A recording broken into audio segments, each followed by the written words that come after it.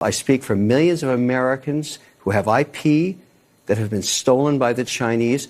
Here's Kevin O'Leary, Mr. Wonderful on that. 104% tariffs on China are not enough. I'm advocating 400%. I do business in China. They don't play by the rules. They've been in the WTO for decades. They have never abided by any of the rules they agreed to when they came in for decades. They cheat, they steal IP. I can't litigate in their courts.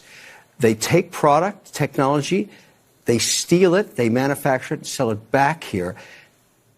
Never has an administration. 400% tariffs? What would that look like? I want Xi on an airplane to Washington to level the playing field. This is not about tariffs anymore. Nobody has taken on China yet, not the Europeans, no administration for decades. As someone who actually does business there, I've had enough. I speak for millions of Americans who have IP that have been stolen by the Chinese. I have nothing against the Chinese people. They brought great literacy, art, and tech to the world. The government cheats and steals, and finally, an administration, you may not like Trump, you may not like his style or his rhetoric, finally, an administration that puts up and says enough. 400% tariffs tomorrow morning. He'll tell you why. Xi can only stay the supreme leader if people are employed.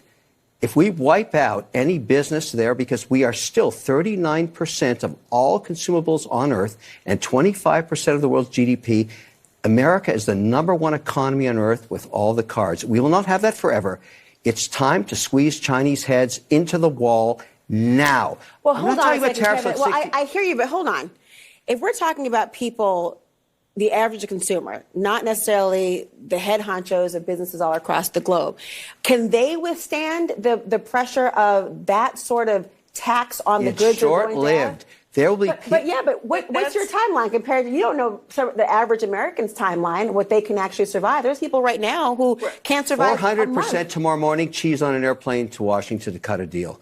It's so nice to hear somebody competent on television who's telling the truth in a clear way. You can nod along with it and it doesn't give you a searing headache. I don't even know the host of that show. It doesn't even matter, that woman, but she's like, what would 400% tariffs look like?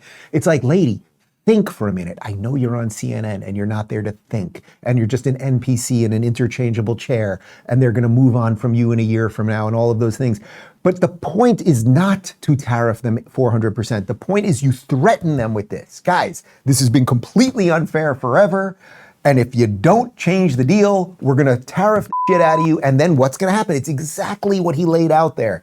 That Xi holds on to power the way any leader holds on to power. You hold on to power when your people basically have jobs, when things are basically working. But if suddenly they didn't have jobs because they didn't have access to our markets, Xi would be in a lot of trouble. That is what is going on here. This isn't rocket science, it's barely psychology 101. Maybe it's like the first day of psychology 101. That's how Trump operates. And you can probably learn most of the things you need to know about psychology just in psychology 101 first day.